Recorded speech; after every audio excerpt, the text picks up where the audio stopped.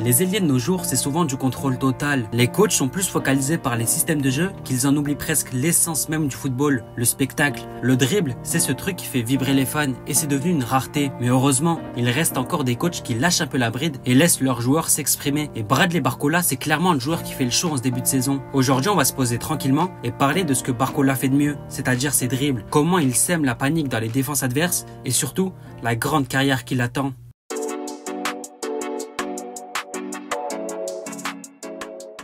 Avant de faire une analyse approfondie de son profil, déjà revenons en arrière. Bradley Barcola, il a fait ses débuts en pro en novembre 2021. C'était un match d'Europa League contre le Sparta Prague. Et dès son entrée en jeu, il délivre une passe D qui marque les esprits immédiatement. Cependant, malgré ce bon début, Peter Bosz, l'ancien entraîneur de l'OL, ne lui a jamais vraiment donné l'occasion de s'imposer. Sa révélation est arrivée après. C'est 1 an et demi plus tard, à la fin de l'année 2022, que tout va changer pour Barcola. Avec l'arrivée de Laurent Blanc sur le banc de l'OL et le départ précipité de Karl Toko Ekambi, qui a délivré des prestations lamentable et qui a été pris en grippe par les supporters, une place se libère pour le jeune talent. Barcola saisit directement l'opportunité et se révèle en Ligue 1 en s'imposant progressivement comme un ailier incontournable de l'Olympique lyonnais. Match après match, il enchaîne des prestations solides. Il termine la saison avec 26 apparitions, 7 buts inscrits et 10 passes délivrées. Ses performances attirent rapidement l'attention de gros clubs européens, notamment Liverpool qui s'intéresse à son profil. Mais pas que, car Chelsea était également dans le coup. Finalement, ce sont Luis Enrique et le Paris Saint-Germain qui passent à l'action. Pour 50 millions d'euros, Bradley Barcola atterrit dans la capitale. Ses débuts au PSG n'ont pas été de tout repos. Le hasard a bien fait les choses, car son premier match était contre l'Olympique lyonnais. Il a eu droit à un accueil glacial des supporters, qui ne l'ont pas épargné avec des sifflets pendant toute la rencontre.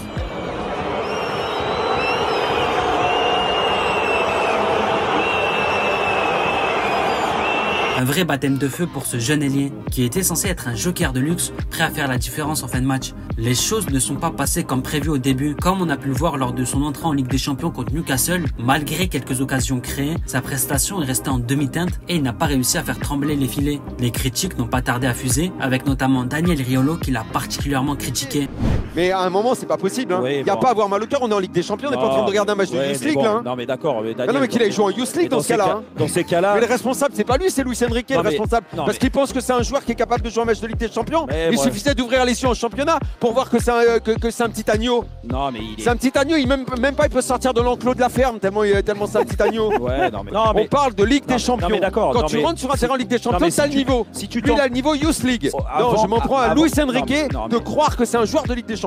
Mais après cette période délicate, Barcola a su se reprendre. Avec le soutien de ses supporters, il s'est imposé au poste d'ailier gauche dans l'attaque parisienne. Il a fini la saison en beauté, notamment avec une performance mémorable en quart de finale de Ligue des Champions contre le FC Barcelone, où il a mangé Jules Koundé et a livré un match exceptionnel. Ce match a prouvé qu'il méritait sa place parmi les grands. Son choix de rejoindre le PSG s'est révélé judicieux. Les supporters lyonnais ne comprenaient pas ce choix, mais au final, il a terminé la saison en tant que titulaire et a ajouté 3 trophées à son palmarès: la Coupe de France, la Ligue 1 et le trophée des champions. Aujourd'hui, Bradley Barcola, il est en pleine forme.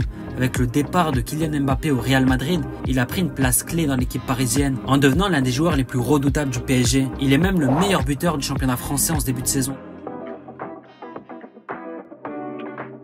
Bon, maintenant passons un peu plus à son profil. Sur le terrain, Barcola, c'est un ailier qui adore les dribbles. Bon, en même temps, c'est son job de créer des différences et de déséquilibrer les défenses adverses. Avec un taux de réussite de 46,5%, il se classe parmi les meilleurs dribbleurs d'Europe. Ce nombre prend encore plus de poids quand on sait qu'il en tente en moyenne 6 par match. Un ratio impressionnant. C'est l'un des plus élevés des 5 grands championnats européens. D'ailleurs, l'année passée, lors d'un match contre le Racing Club de Lens, il est entré dans l'histoire du PSG. Selon un compte spécialisé dans les statistiques du club, il est devenu l'un des rares joueurs du PSG à réussir 8 dribbles en un seul match de Ligue 1. Une prouesse remarquable qui démontre sa capacité à faire des différences et à laisser sa marque sur le terrain. Ce qui rend les dribbles de Barcola si efficaces, ce sont ses qualités physiques exceptionnelles. Tout d'abord sa vitesse, qui est combinée à une explosivité assez impressionnante, ce qui lui permet de prendre de vitesse presque n'importe quel défenseur. Il exploite pleinement ses qualités physiques pour faire la différence dans les duels. Ses changements de rythme rapides et sa capacité à accélérer en un instant sont des armes redoutables qui lui permettent de s'infiltrer entre les défenseurs et de créer des situations dangereuses. Ses coups de rein si caractéristiques de son jeu sont souvent décisifs et font la différence. Mais ses dribbles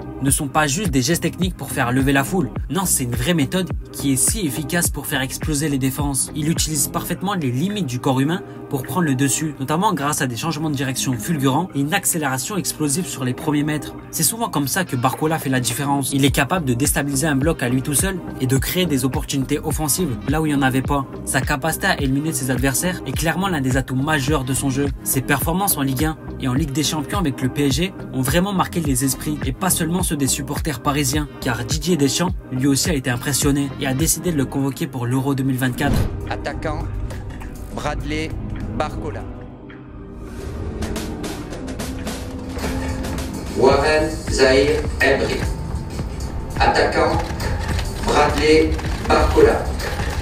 Au début du tournoi, il n'a pas beaucoup joué, il était sur le banc et il attendait son heure. Mais chaque fois qu'il entrait sur le terrain, il a su changer la donne. Dans une équipe de France qui était parfois un peu stéréotypée et un peu ennuyante à regarder, où les supporters avaient tendance à s'endormir devant les matchs, Barcola était là pour les réveiller. Il a apporté cette fraîcheur qui manquait cruellement à l'équipe de France. Son impact a été immédiat, notamment lors de matchs cruciaux contre l'Espagne ou encore le Portugal. Ses entrées ont été particulièrement remarquables. Avec les Bleus, il commence à se faire une place de plus en plus importante. La concurrence est certes féroce, mais avec ses qualités, Barcola a toutes les cartes en main pour s'imposer dans les semaines à venir.